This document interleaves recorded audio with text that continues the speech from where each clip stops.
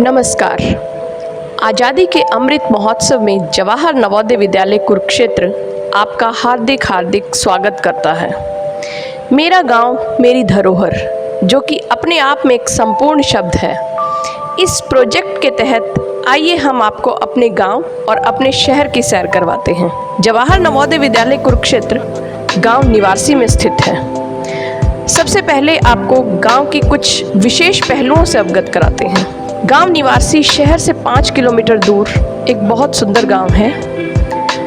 गांव में मूलभूत सभी सुविधाएं हैं। 1913 में ये गांव बसा और समय के साथ साथ गांव का विकास होता गया। 1957 में यहाँ पहला प्राइमरी स्कूल बना, जो अब मिडिल स्कूल है। इस स्कूल की विशेषता यह भी है कि प्रथम 5 वर्ष नवोदय विद्यालय इसी बिल्डिंग में चलाया गया है।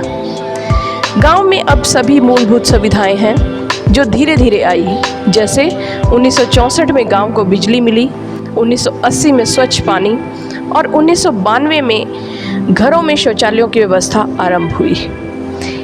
एक भारत श्रेष्ठ भारत का एक नमूना यह भी है कि 1947 में पाकिस्तान से आए हुए सिख समुदाय के लोगों ने एक मस्जिद में शरण ली।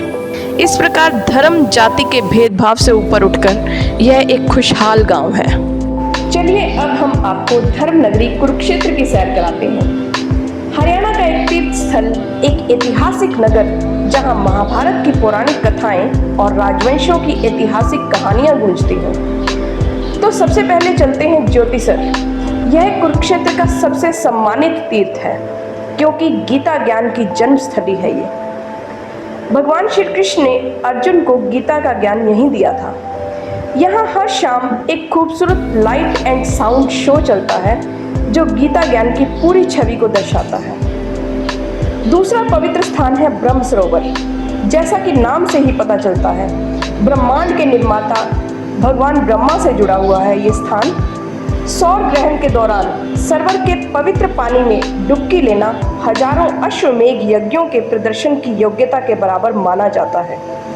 प्रतिवर्ष यहाँ गीता जयंती महोत्सव मनाया जाता है, जिसे हम मिनी ट्रेड फेयर भी कह सकते हैं। 1 महीने तक चलने वाला यह महोत्सव ब्रह्म सरोवर की शोभा को विश्व प्रसिद्ध बना देता है। कुरुक्षेत्र में एक और महत्वपूर्ण तीर्थ है श्री देवी कूप भद्रकाली मंदिर, जो माता के 52 शक्तिपीठों में से एक है। महाभारत युद्ध से पहले भगवान कृष्ण के परामर्श पर अर्जुन ने यहीं पर विजय की कामना से पूजा की थी, और उस समय अर्जुन ने घोड़ा चढ़ाने का प्रण लिया था। इसलिए आज तक मन्नत पूरी होने पर इस मंदिर में घोड़े चढ़ाए जाते हैं। केवल धर्म स्थल ही नहीं, कुरुक्षेत्र एक ऐतिहासिक स्थल भी है। शेख चिल्ली का मकबरा हरियाणा के ऐतिहासिक स्थलों में से एक है। इसमें आकर्षित सुंदर पुष्प डिजाइनों के साथ साथ फारसी वास्तुकला का मनमोहक चित्रण किया गया है। इस खूबसूरत परिसर में सम्राट शाहजहां के पुत्र के सूफी गुरु शेख चिल्ली की और उनकी पत्नी की कब्र बनी हुई है। इस मकबरे में लाल बलुआ पत्थर से निर्मित एक मस्जिद, मदरसा, लॉन और एक पुरातत्व संग्रहालय बना हुआ है। पौराणिक व ऐतिहासिक स्थलों के अतिरिक्त कुरुक्षेत्र एक एजुकेशन हब भी है।